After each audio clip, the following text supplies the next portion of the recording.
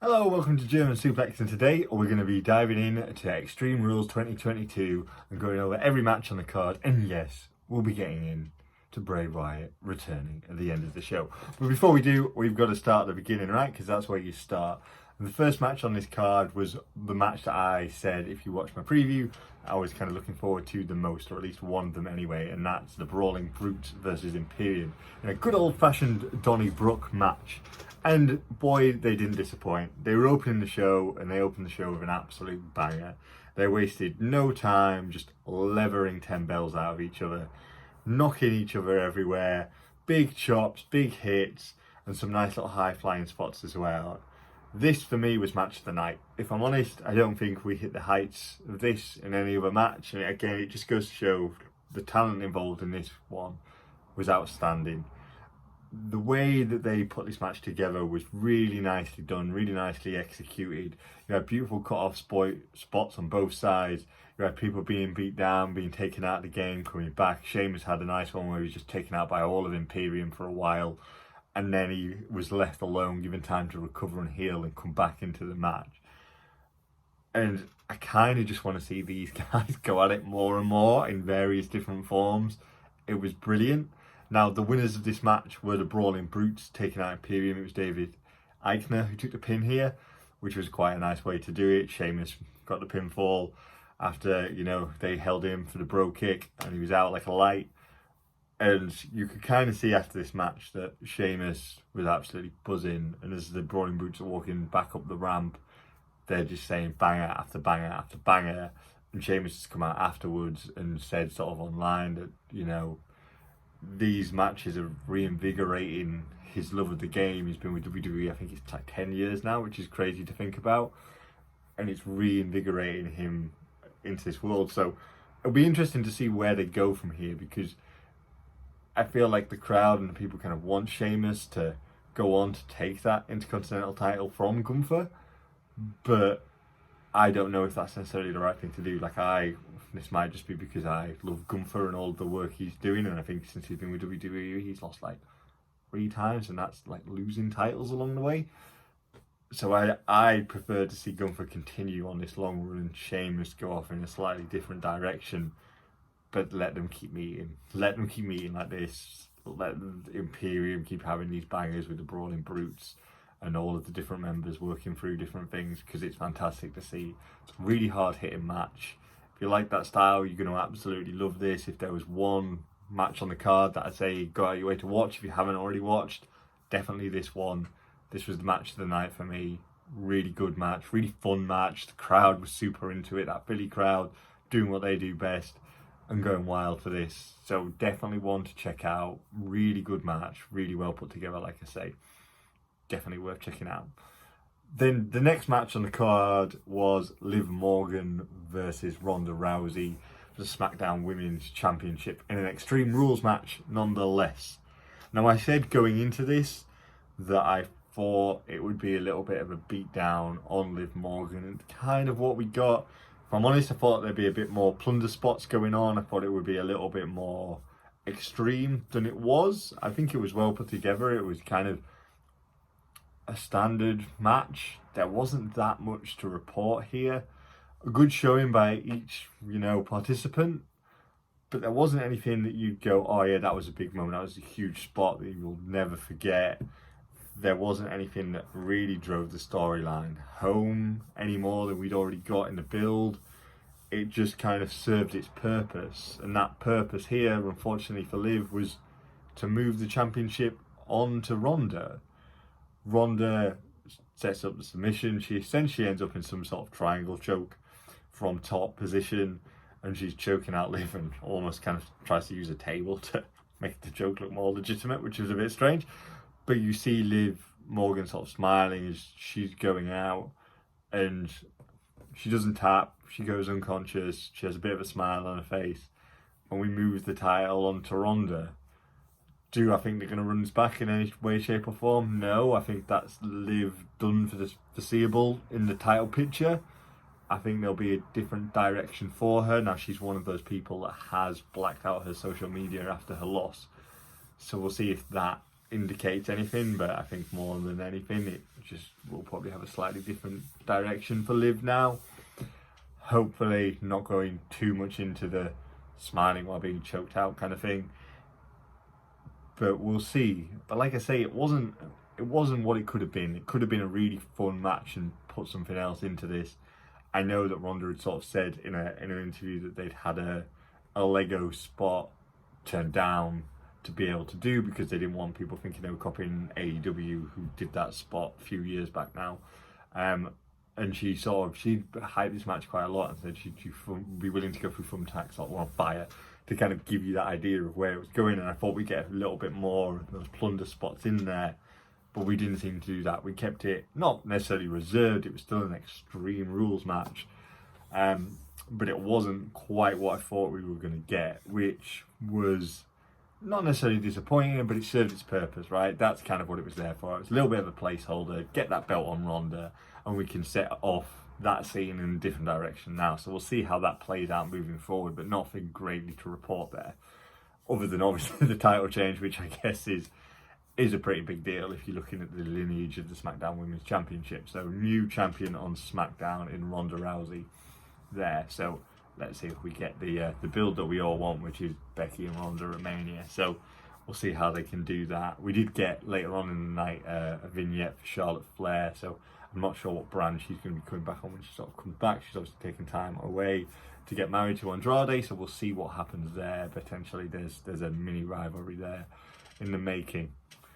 And then we move on to Karrion Kross versus Drew McIntyre in a strap match. And I said going into this that I didn't think we were going to get Bray Wyatt involved here, and we didn't, so I was kind of happy with that. That was the expectation, especially when it was the third match on the card. I think they put that out there then so that you didn't feel, oh, maybe this is he's going to be involved, we're going to get the White Rabbit reveal within this match. And we got what I was hoping we'd kind of get. We get two big beefy guys whipping each other. As weird and kinky as that may sound, it's not necessarily how I'm meaning it, but we got a good match with two big burly guys taking it down on each other and just going at it, right? Drew's very, very good in this sort of match, in this scenario. You can kind of see him leading, carrying through a lot of this stuff. I think the character of Karrion Kross kind of was done quite well here. You had him accompanied by Scarlett, who I think does a brilliant job in that role. I can't believe that Vince took her away from that when Karrion was first brought onto the main roster. So having her there really does add a dynamic and an extra wrinkle to that character, which is great to see. There was a really nice bit in this match where Karrion beating down Drew, affecting the shoulder that he'd injured slightly leading into it from the hands of Karrion Kross on the SmackDown beforehand. And we saw him really whipping that shoulder and Scarlett going absolutely crazy for it. And this is the nice touch because he's beating Drew down over and over, and you can hear the heat, you can hear the crowd getting more and more annoyed. And that would be very easy for him to do that for a little bit and lay off and then kind of go back into the next thing. But it's almost like the Family Guy thing. He just keeps going and keeps going and keeps going and keeps going. And just that crowd, that heat rising and rising and rising. And then we get Drew McIntyre with some nice hope spots, comes back into it. Scarlett comes in with the pepper spray, sprays Drew in the eyes. We can't deliver the Claymore. Obviously, Drew's not going to attack a woman in this scenario. Karrion Kross, boom, lights out. 1, 2, 3. Karrion with the victory there due to the help of Scarlett, which is legitimate in that match because it's anything goes. It's a strap match, right? There was something I wanted to point out here, which was a nice little bit from commentary. So obviously there's the spray that goes in the eyes, and they say, oh, that's potentially pepper spray, something of that sort. But then they re-clarify. They say, oh, Corey Graves has actually picked up the bottle that Scarlett has thrown on the floor ringside, and we can actually see that it is the military grade pepper spray, which I just thought was a nice touch. It's sometimes those little things of, instead of us just assuming it's like they've actually gone out of their way to check exactly what the substance was that had been used to put out Drew McIntyre effectively, and I thought that was a nice touch. And I did going into this think that this was the direction we were going to go, right? So Karrion Kross wins, not necessarily a completely clean win, but within the confines of that match and that setup, it's a legitimate victory, right? So Karrion Kross and Scarlett as a unit look stronger. Drew doesn't lose anything in that defeat because it was essentially an interruption. You know what I'm getting at. Scarlett got involved, and therefore Drew doesn't look any lesser because of that. And Karrion Kross can go on from here on to the next and keep building, and we'll tease that eventually he's going to start looking at Roman and looking at those titles. So we'll see where he goes next and who he goes on to. And again, it's WWE, so you might see Drew not leaving this grudge to rest. You could see Karrion going, I beat you, I'm moving on, and Drew not allowing that. So you could see this run back in some shape or form. But a strap match is usually pretty definitive in moving it on. But again, Drew McIntyre will probably want to get that win back at some point in time on there. So again, it's a good match. It's a good fun one. You kind of know what you were going to get with it. And again, it's happy. It's a Drew McIntyre match, so I'm going to like it. That's my kind of style. Heavy hitting, some nice big slams, some nice big slaps and chops. Karrion Kross is very sort of similar in that. And it was nice again to see Drew is a little bit of a ring general in this kind of match, moving the pieces around and allowing Karrion Kross to shine very much so here. And long may that continue. So that was an enjoyable match nonetheless. And then we moved on to a match that I was really, really looking forward to, which was Bianca Belair versus Bayley in a ladder match for the Raw Women's Championship. And going into this match, if you watch my preview, again, I was very much looking forward to this. I had this up there with the Brawling Brutes match in terms of what I was looking forward to. But I feel for me, again, I think this suffered from something that I have mentioned before, is that there's almost been too many ladder matches. We almost take them for granted, and the work that actually goes into those and the bumps. We've almost seen them too many times that we've become slightly desensitized to what is going on, which is a little bit of a shame because this match was good. Like, there's nothing wrong with it. A steady sort of, 3-star match. There's nothing wrong here, but the performers are putting themselves on the line to do things that are actually really hard to do and really hard to, get over effectively and not injure yourself and hurt a lot in the process of doing them. But we've seen so many ladder matches in the recent era that we've almost become desensitized to a lot of those spots. And someone falling from a ladder, we just kind of go, oh yeah, that's what happens. Whereas if you've ever climbed up a ladder, think about jumping off it. Pretty terrifying, right? But we just kind of take it for granted. And within the confines of this, to make this match stand out, you'd probably have to do something completely insane, which they didn't do. They had a well-structured match. You kind of got the build up to it. You've got Bayley getting very close, not being able to kind of capitalize on because Bianca Belair is so athletic, so quick. She can get back into these matches in an instant, despite how cerebral Bayley is. Obviously, when things don't go Bayley's way, you've then got Damage Control getting involved there to make you think this is the end. Here it is. But again, Bianca Belair showing her strength and athleticism to overcome the numbers, odds, and the intelligence of her character there, to overcome that, to actually then go on to retain the championship. A move that I didn't necessarily think was going to happen. I was hoping we kind of put the title on Bayley here and have Damage Control running wild, which would have been fantastic from my point of view. But it does also make sense that you're really solidifying Bianca Belair as a champion to the end of time, if that makes sense. She's, by beating the level of competitor in Bayley, it just helps solidify her as a legitimate champion, and she'll probably always be in and around the title picture forevermore now. You think of some of the talent that she's beat in Sasha Banks, Bayley, and the list will go on and on. She is one of the best women's wrestlers and wrestlers at the moment, and she's in that high profile position, and they're going to keep the belt on her for a little bit longer and let this run continue. So it's nice to see that. I guess you could think of it this way, is in that she's getting a long run. She's beaten Becky there as well, and that wasn't for nothing. It took us a while to get there. She's now beating her and taking that on. It allows Bianca Belair to shine as a superstar forevermore. But I was hoping for a little bit more in this match, which is really, I feel really mean saying it because it doesn't do justice to what we got, right? The match was good. everything within it was fine, but it fell flat because of, again, I think I had high expectations for this match, and due to seeing so many ladder matches over the past number of years, there has to be something almost crazy, which is a bit unfair on the performers themselves, right? But for that reason, it fell a little bit short of my expectations anyway. But we got a decent match, like a fun match. The crowd were into it. Bianca Belair looked strong for it. Bayley doesn't lose anything really in defeat here. So, a good match overall. Then we moved on to Finn Balor versus Edge in an I Quit match. And again, for me, this is one of those matches that suffers because of the match that type it's in, almost. An I Quit match, for me, is one of those matches that's really, really hard to get to a point where it's believable someone would say the words I quit. And that's because of the matches that have preceded this one. So like The Rock versus Mankind, go back and watch it. It's brutal to watch. Like, look at those chair shots that Mankind was taking. Paul Mick Foley's brain, for lack of a better term, being scrambled there. Like, it's not good, it's not okay to do. And we know that now, which is why these matches kind of suffer, because we've seen those brutal matches in the past, and you almost unfairly again have those expectations on it. And I think for me, I kind of knew that going into this, so I wasn't that disappointed by what we got.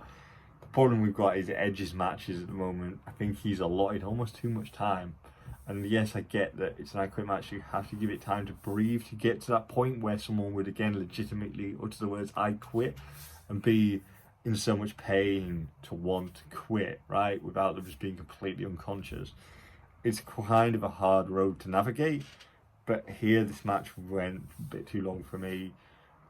It was fine. I think Finn Balor is awesome as a heel. I think he's an awesome worker. I think Edge is a great worker. But for me, I didn't care till right at the end, right? And the only reason I cared is the level of heat that was on Judgment Day. I think Judgment Day have done a great job in recent weeks of, they found where they need to go, and we're finally kind of getting them there, and that heat is building. It's really nice to see. Rhea Ripley is the standout here. So we get to the end of the match, and it's kind of built to a point where they're both kind of hurt for various different reasons. We've done the spots, we've been fighting in the crowd, up and down the stairs. Finn's done his sort of tricks, Edge has done his, and we're kind of almost at this impasse. That's where Judgment Day get involved. The numbers game take over. Rhea handcuffs Edge to the rope, and there's a beatdown that's commencing there. And then we get Beth Phoenix come in. Now Beth Phoenix, again, for me, I absolutely love Beth Phoenix. So Beth Phoenix's involvement here was, I loved it. Obviously she's Edge's wife, so it would make sense for her to not just stand by and see people beating the shit out of her husband, where she could get involved and take some of these guys out, and having the face off between Rhea Ripley and Beth Phoenix, beautiful. If you know anything about Beth Phoenix and her style and what she sort of stands for and how she's kind of raised up the women's division in her own right, I think she gets the credit that she deserves sometimes. Sometimes I think people kind of neglect it, but I think for the most part people kind of understand that now. And Rhea Ripley has said in the past that Beth Phoenix was a role model to her growing up, and her sort of style and her athleticism and being a strong woman has shaped who she is now. And seeing them stand eyeball to eyeball and then going at it for a little bit, that really made me want that match. That made me want that. I want to see more of that. I don't necessarily want to see Edge around Judgment Day that much anymore, but I really want to see that. So we might have to do a bit of a trade-off there to get more of that. But then what ends up happening is eventually the numbers game overcome everything again. Edge has a bit of a comeback, but eventually the numbers get to Edge, they get to Beth Phoenix, and this is where you could feel, again, one of those moments where you could feel a turning point for someone in their career and feel that heat rising. Beth Phoenix is out cold. Edge won't say I quit. The chair is slid under Beth Phoenix's head. Rhea Ripley's got the chair and is going to deliver the concerto and take out Beth Phoenix. Edge then obviously says I quit because he cares more about his wife than he does himself. That makes sense logically. I understand that. So that's how you kind of get out of the I quit match scenario that you kind of led yourself into. And then I was just like, they have to deliver the concerto. They have to do it. If you want the heat, you have to do it. And it was timed beautifully. We knew you could feel it coming. The crowd could feel it coming. And just that, oh God, when she hits it, bang. The crowd is in a frenzy of hatred at that point. They want to hate Judgment Day. They want to boo Rhea. And that's what we got. And it was beautiful. Perfectly executed. I think if you cut some time off that match leading up to it, would have been a nicer experience watching it. But we got to where we needed to be. We put over Judgment Day as a brutal, mean force, not to be messed with. Rhea gets that heat that she's just building and building and building that she deserves. She's absolutely fantastic. Long may this continue in this direction. Let's see where it goes from here. We're probably going to get some more stuff. I don't imagine that Edge and Beth Phoenix are going to sit back and take this. We had Rey Mysterio's involvement here with the Dominic stuff, so there's lots of things they can do with this moving forward. I don't think this is the end of their, rivalry, but that remains to be seen. But I don't think it will be. I think we'll get something else because Edge isn't incapacitated. He's going to want to take on the Judgment Day in some regard to get, for them to have their just desserts after what they did to his wife.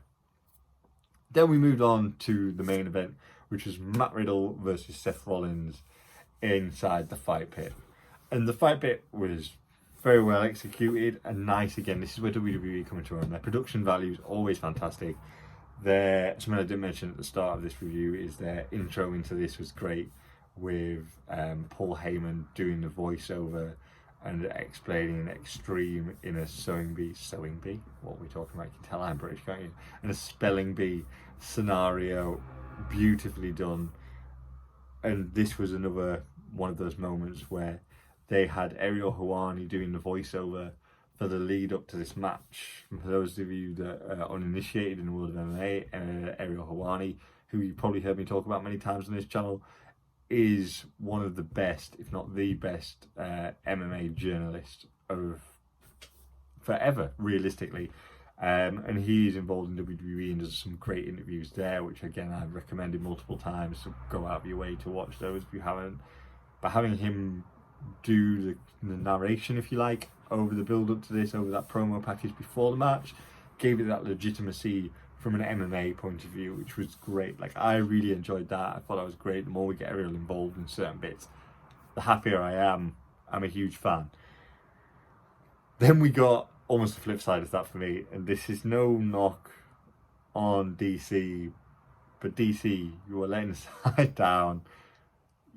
You look so out of shape. Like, I love you, and I know that you're a bad man, but for people that don't know you, your first introduction, you look like a referee, and that's not necessarily what we wanted. I know that you're a bit of a doughier guy and those are your genetics, but my man, we're representing. Let's represent, okay? You're better than that. I know you are. You did a great job. You did a great job in being a special guest referee here. I thought he was great in being impartial, but getting involved on both sides and not standing for any nonsense, so he still looked tough there, which was great. And the match itself was fine. Like, it was good. Had some great setups for submissions, Peruvian neckties, triangle chokes. I'm really into my MMA. I do a bit of Brazilian Jiu-Jitsu myself, so seeing those sort of things integrated into my pro wrestling, I really, really enjoy. So this was a fun match for me. I think I had to kind of go back and watch it again for a second time to fully enjoy it, because you almost had the Bray Wyatt thing hanging over your head through the entirety of this match, or at least I did anyway watching this. I had this as, okay, this is the main event. One thing that I hadn't noticed when doing my preview that people have pointed out was that Matt Riddle actually had a lantern behind his picture in the card rundown, so it was almost indicating that Bray was going to get involved here, which I hadn't noticed, which is a nice wrinkle for myself. Thank you for the people who pointed that out to me. So then going into this match, I was thinking, right, we're probably going to get some involvement here. It being Seth Rollins as well, there's links to The Fiend inside of a cage-like structure. Again, links to The Fiend and Bray Wyatt there, so I thought potentially something going to happen within this match. That's not what we got, so like I say, I had to kind of go back and rewatch the match, and yeah, I think I enjoyed it more the second time. not thinking, when we get Bray, who's the White Rabbit? So without that hanging over it, I enjoyed it more the second time. A great performance by two great athletes. Again, Seth Rollins, I think we need to appreciate him and give his flowers while he's here.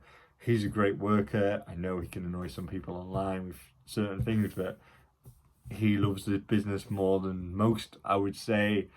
Brilliant worker. He's so over. Like, people singing his theme song throughout this match, and he's lost like 8 times in a row, something ridiculous like that in big matches. And it just shows that he's figured it out. He's still over, even if he loses. He doesn't need to be on a winning streak. He doesn't need to be Goldberg to be over. He's over because of who he is and how he performs in that ring, week in, week out. How his persona changes over time, the respect that people have for him, and he's willing to lose, and he doesn't lose anything for that, which is brilliant, right? Brilliant. And here again, he does that work, and he's now another person that's blanked out his social media after this loss. So is he going to be taking some time away, coming back as something different? Maybe, maybe not. Again, that remains to be seen, but that's the beauty of pro wrestling, and I think the era that we're in, especially with Triple H at the helm, it allows us to have that hope, have that, ooh, what's coming next for this person, for that person, what are they doing, what does this mean, what does that mean? And that then brings me on to the return and the reveal of the White Rabbit that we all wanted, right?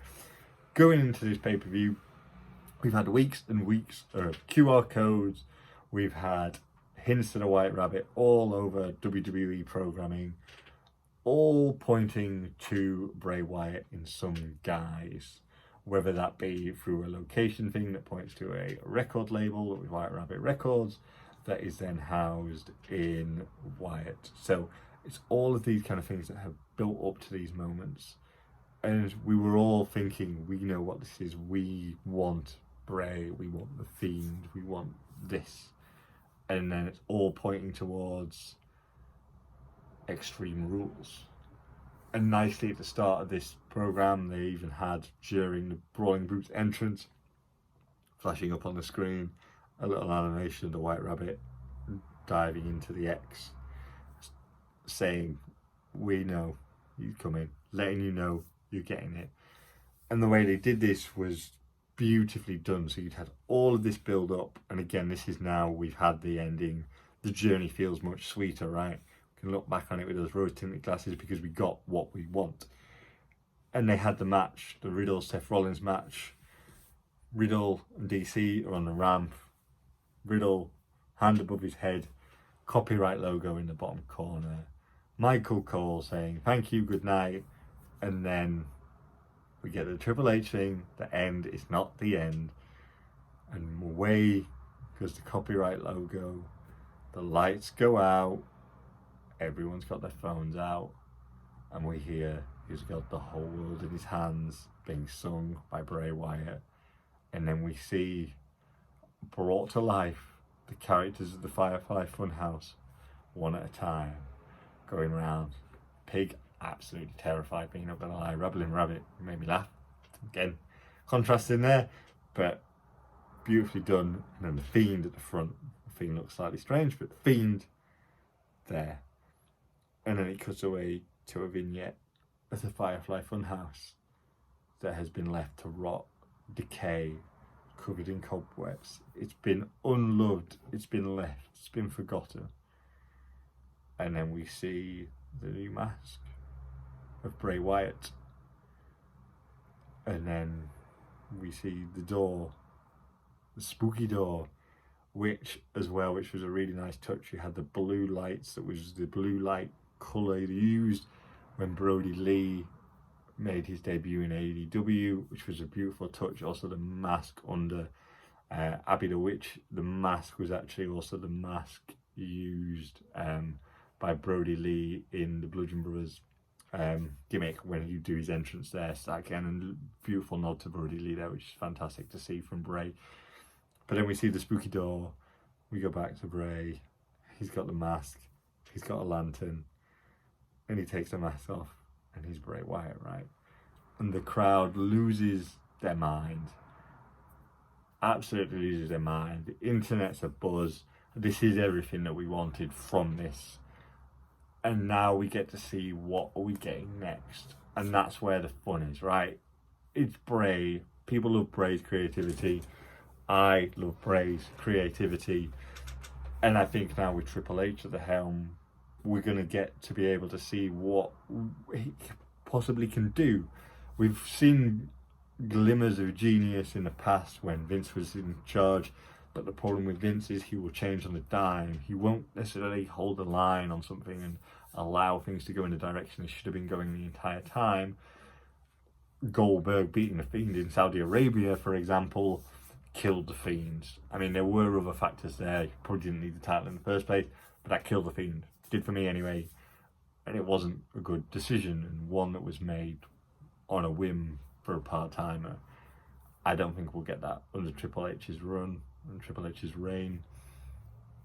So where do we go from here? Who knows? And that's the beauty, right? That's what we all want. We all want to be excited about wrestling, be trying to figure it out, looking for clues. Who are the Wyatt Six? Are they the characters in the Firefly Funhouse? Are they then going to be represented by different people as he recruits? There are reports that Bo Dallas are coming back to WWE. So if Bo comes back, who is Wyndham's real-life brother, they're going to be aligned. You'd assume so. The timing of it would seem a little bit odd otherwise. You'd assume there's something there. So is that part of this new Wyatt Six that we've got going on potentially? We don't know. But that's where the fun is. We get to watch week on week and see what happens and see where it goes. Is he on Raw? Is he on SmackDown? Who does he want to face? What are his intentions? Remains to be seen. But we get to go through that journey together, and I hope you come on that journey with me. So if you like this video, don't forget to like, share and subscribe. And thank you for watching German Suplex.